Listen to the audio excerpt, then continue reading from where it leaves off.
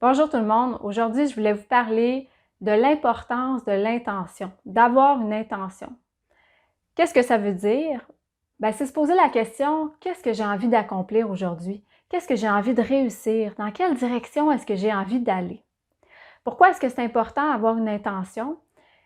Avoir une intention, ça nous permet d'accélérer notre progression parce que on focalise notre attention dans une direction précise. Et ça nous permet de trouver les solutions dont on a besoin plus rapidement pour avancer.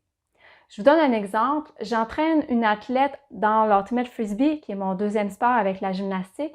Et à un certain moment, cette athlète-là voulait apprendre à gagner des verges avec le disque. C'est-à-dire que c'est une athlète qui avait tendance à attraper le disque et tout de suite remettre à une lanceuse, un lanceur qui était tout près d'elle pour éviter de prendre le risque de lancer vers l'avant, de gagner des verges avec le disque.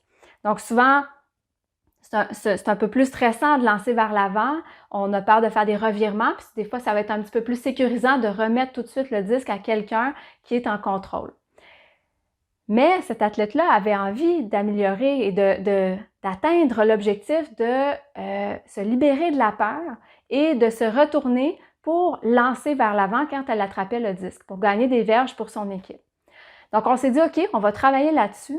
Et à un certain moment, on a fait un entraînement ensemble et on a établi l'objectif d'apprendre à se retourner et lancer vers l'avant. Il y a plusieurs facteurs à ça, donc il fallait trouver qu'est-ce qui ne fonctionne pas, c'est quoi la problématique. C'est pas simplement de lancer vers l'avant, il y a beaucoup de choses qui peuvent être problématiques par rapport à ça. Donc, il fallait trouver c'était quoi spécifiquement qu'on avait besoin de travailler. Donc, on a établi un objectif, une intention d'arriver à se retourner et gagner des verges dans un match avec le disque. Qu'est-ce qu'on a fait? Donc, pour commencer, on a simplement lancé ensemble et j'ai demandé à l'athlète de prendre le disque, de commencer dos à moi, de se lancer le disque, de l'attraper, puis de faire le 180 degrés, de se retourner pour lancer le disque vers moi. Et tranquillement, on a pratiqué ça et ensuite on est allé faire un match plus récréatif, puis on a testé la séquence pour voir qu'est-ce que ça donnait. Donc, on avait vraiment l'objectif de le faire. Donc, elle l'a fait, l'athlète l'a répété quelques fois.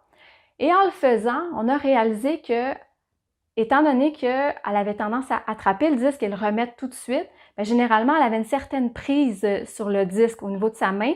Mais quand il fallait faire un 180 degrés pour lancer vers l'avant, la prise devait changer. Donc, c'est un petit détail qu'on a trouvé. Ensuite, on a trouvé un autre détail, c'est au niveau du positionnement des pieds. Donc, être capable de se retourner complètement pour être capable de lancer le disque vers l'avant. Comment est-ce qu'on positionne les hanches, les pieds? Donc, il y a plusieurs petits détails qu'on était capable de découvrir. Tout ça parce qu'on avait établi un objectif, on avait une intention pour la pratique. Donc ça nous a permis de vraiment focaliser notre attention sur qu'est-ce qui se passe en ce moment et être capable de trouver les bonnes solutions, les problématiques spécifiques et les solutions associées à nos problématiques. Et là, on a été capable de débloquer le mouvement. Puis ça va nous permettre de faire après ça beaucoup plus de répétitions parce qu'il y avait un blocage. Maintenant, c'est débloqué, on comprend c'est quoi les petites problématiques, puis on sait comment on a des solutions pour travailler sur les problématiques pour avancer dans le futur.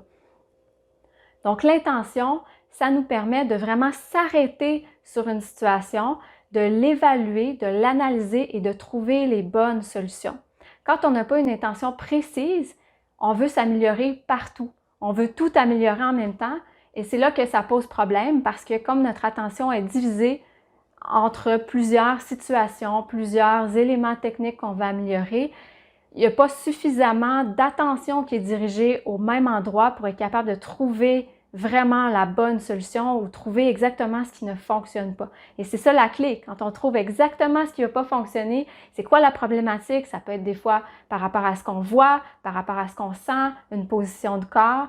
Donc, si on n'a pas trouvé exactement c'est quoi le problème, même si on essaie toutes sortes de choses, même si l'entraîneur fait plusieurs interventions différentes, il est possible qu'on n'arrive pas à cibler spécifiquement la bonne problématique. Donc, en dirigeant notre attention sur un focus, une intention, un objectif, ça nous permet d'avancer beaucoup plus rapidement. Ensuite, à quoi ça sert d'avoir une intention, d'établir une intention? Ça sert à nous sortir de notre zone de confort. Ça va nous aider à sortir de la zone de confort. Parce que sortir de la zone de confort, c'est pas facile.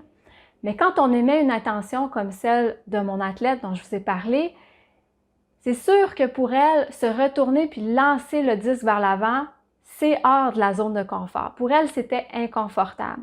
Mais parce qu'on avait établi une intention spécifique pour la pratique, ça lui a permis de visualiser comment est-ce que ça pourrait l'aider. Ben oui, si je me retourne, si je lance vers l'avant, si je gagne des verges avec le disque, c'est sûr que ça va aider mon équipe. Donc, de savoir que je vais être capable de faire un grand pas vers l'avant, donc je vais avoir ma progression ou si je trouve la solution, de savoir que ça va me permettre d'aider mon équipe, d'avancer, de m'améliorer, c'est suffisant pour me motiver à sortir de ma zone de confort. Mais si je n'ai pas établi l'intention auparavant, il est possible que quand j'arrive dans un match, même si c'est un match qui est un peu plus récréatif, qui compte moins, il est possible que je sois quand même moins à l'aise de me retourner pour lancer parce que mon focus n'est pas là.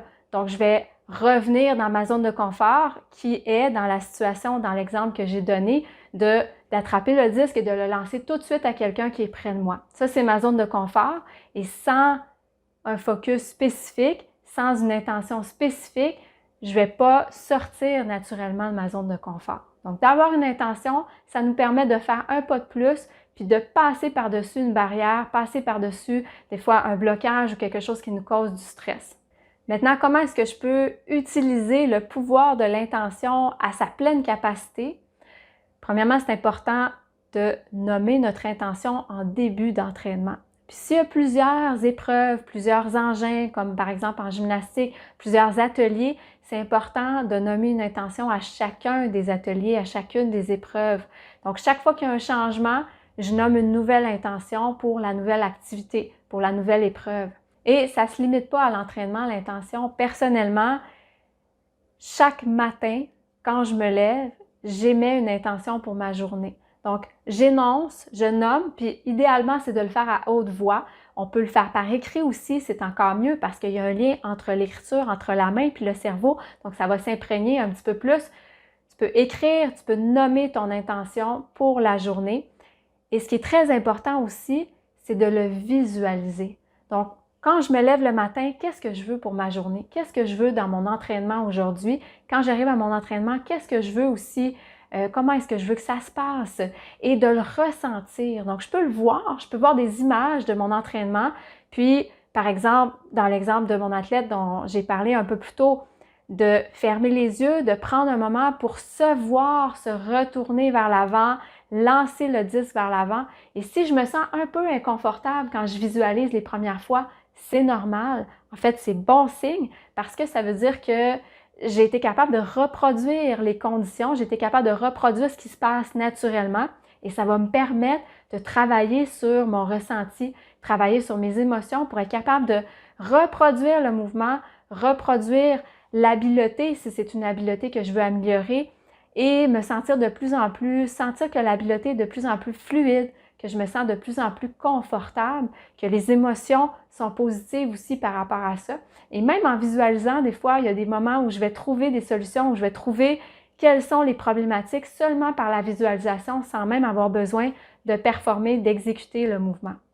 Et finalement, au niveau du coaching, je réalise quand j'enseigne aux entraîneurs, quand je travaille avec les entraîneurs, je réalise que l'intention est tout aussi importante pour l'entraîneur. Oui, on a des objectifs pour l'entraînement. On a souvent des objectifs généraux pour l'entraînement, mais c'est très important d'avoir des objectifs individuels pour chacun de nos athlètes. Donc, pas seulement un objectif par rapport à l'atelier que je vais donner à mes athlètes, à mon équipe, mais aussi individuellement. Régulièrement, quand je donne un atelier à mes athlètes, je sais exactement chacun de mes athlètes, bon, je parle ici d'un sport individuel, mais en équipe, ça se fait aussi. En gymnastique, par exemple, chacune de mes athlètes, je sais exactement où est-ce que je veux les amener dans mon atelier aujourd'hui. Et très souvent, en début de pratique, en début d'appareil, quand j'arrive à un engin, je vais dire à mes athlètes, donc je vais leur donner l'objectif, je vais leur dire quel est l'atelier, je vais expliquer les exercices et ensuite, à chacune de mes athlètes, particulièrement aux athlètes pour qui j'ai un défi un peu plus élevé, je vais les préparer mentalement.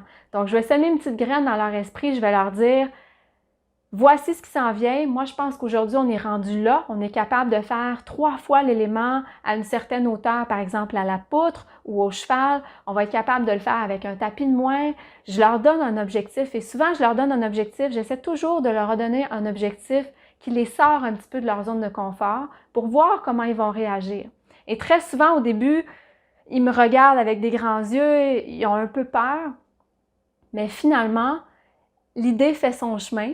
Et au fur et à mesure qu'on avance dans la pratique, généralement un petit peu plus tard, quand on arrive vers la fin de l'atelier, je leur dis « Bon, maintenant, est-ce qu'on est prête? » Et souvent, pendant l'atelier, elles se sont préparées mentalement et quand on arrive à la fin, elles sont prêtes, elles disent « OK, j'y vais » et là, elles se lancent, elles passent par-dessus leur peur et elles sont capables de sortir de leur zone de confort. Donc, avoir une intention pour chacune de nos athlètes, les préparer mentalement, puis les amener à la fin de l'atelier, s'assurer qu'on a réussi à sortir de la zone de confort, on a réussi à franchir une étape de plus à chaque fois, à chaque entraînement, à chaque atelier.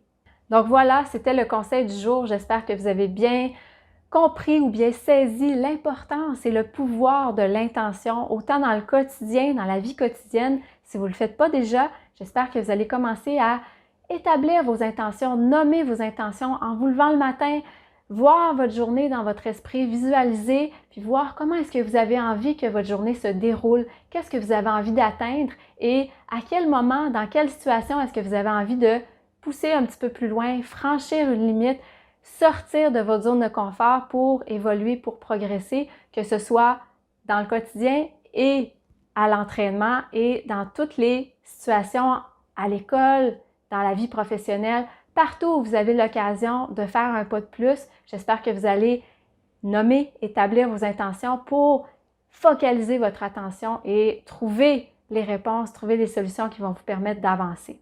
Si mes conseils vous sont utiles, aimez la vidéo, partagez, abonnez-vous à la chaîne et je me suis donné comme objectif de tourner une vidéo par jour pendant 14 jours. Si vous voulez les recevoir en temps réel, cliquez sur la petite cloche de notification puis vous allez les recevoir dès que je les sors, dès qu'elles sont mises en ligne. Sur ce, je vous souhaite un bon entraînement. Pour les entraîneurs, un bon coaching et à bientôt.